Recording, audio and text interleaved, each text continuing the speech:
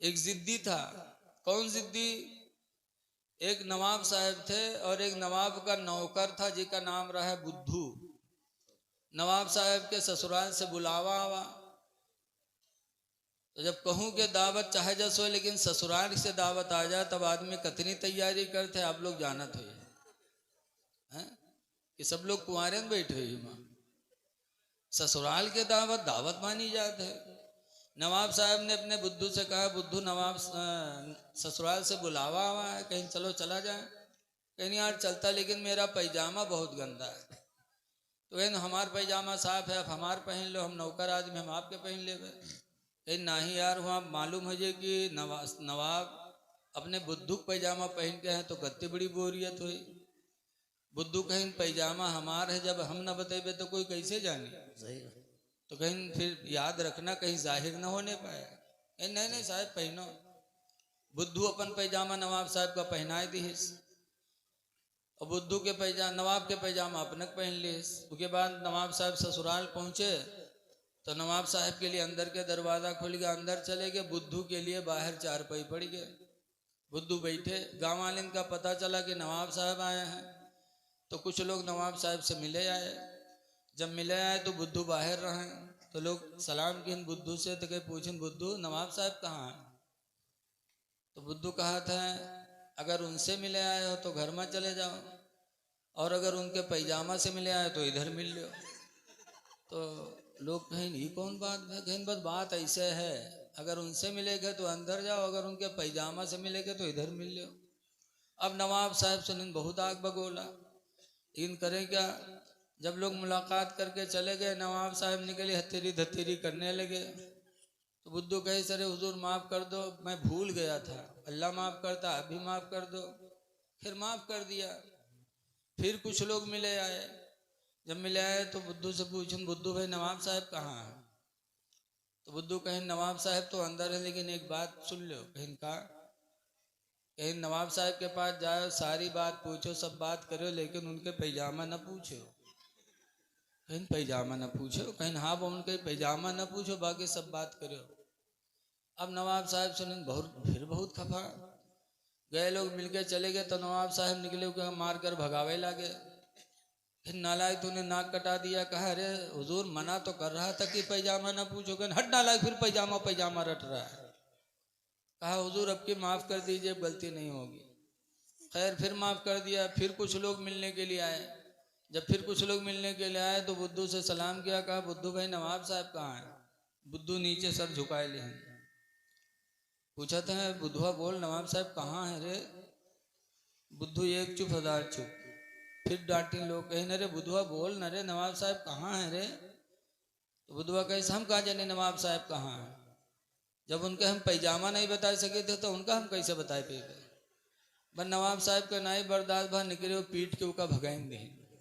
मौलाना अब्दुल मुस्तफ़ा आज़मी अलैहिर्रहमा इस वाक़िया को अपनी किताब हक़ानी तकरीर में लिखने के बाद फरमाते हैं कि देखो एक शख्स ने जिद किया तो मारा भी गया, नौकरी से भी गया।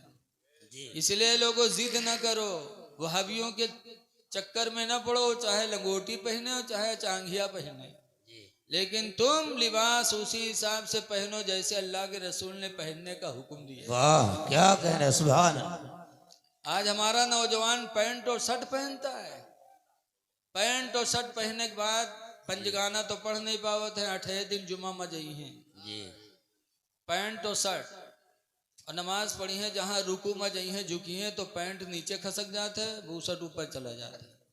2-3 अंगुल दुकान तो खुलिन जाते पीछे, और के बाद जब सजदम जाते हैं तो आधी दुकान खुलत है। अब बताओ तुम्हारी नमाज तो गईबे की, जो पीछे जो देखत है उके दिल की दुनिया कहाँ चली है? बताओ उके का हाल हुई। ऐ नौजवानों जिद न करो कि हम अंग्रेजों ही के लिबास में रहेंगे, मौलवियों की बात न मानेंगे। अल्लाह रे 8वें दिन तुम्हें सजदा करने नसीब होता है, वो भी तुम अपनी नमाज बर्बाद कर रहे हो। ऐ नौजवानों ऐसा लिबास न पहनो जिससे तुम्हारी नमाज बर्बाद हो, वो लिबास पहनो जिससे तुम्हारी नमाज भी सही हो और तुम गुलाम नबी माने जाओ। वाह क्या कहना, बहुत खूब नबी के गुलाम बन के जी। हमारी माँ बहनें भी लिबास अच्छा पहने। बहुत से मेहरू हमारे नकाब पहनत हैं जी और नकाब पहन के उसके बाद कमर में रस्सा बांधत है। क्या लागत है डांका डाले जाते कहूँ ये सुल्ताना डांका सुल्ताना हुई। ए मेरी माँ बहनों, नकाब पहनकर रस्सी कमर में न बांधो, इससे तुम्हारे जिस्म का ऊंचा नीचा हिस्सा सब नजर आता है।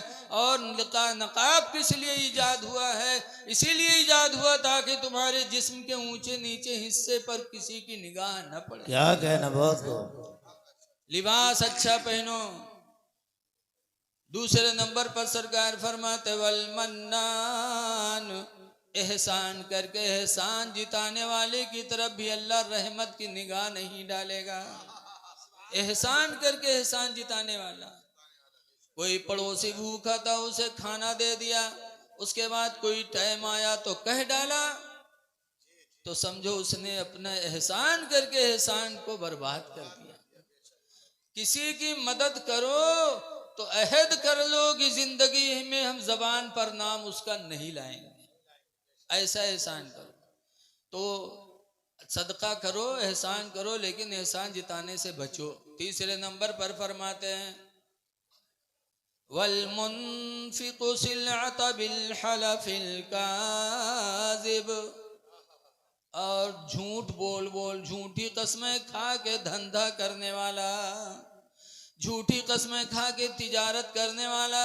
जो लोग अपनी तिजारत में कसम खाते हैं कि नहीं 10 रुपये तो हम लाए रहन, 50 के तो लाए रहन, ये कसम खाना झूठ बोलना इतना बड़ा गुनाह है कि कयामत के दिन अल्लाह तुम्हारी तरफ नजर रहमत नहीं डालेगा।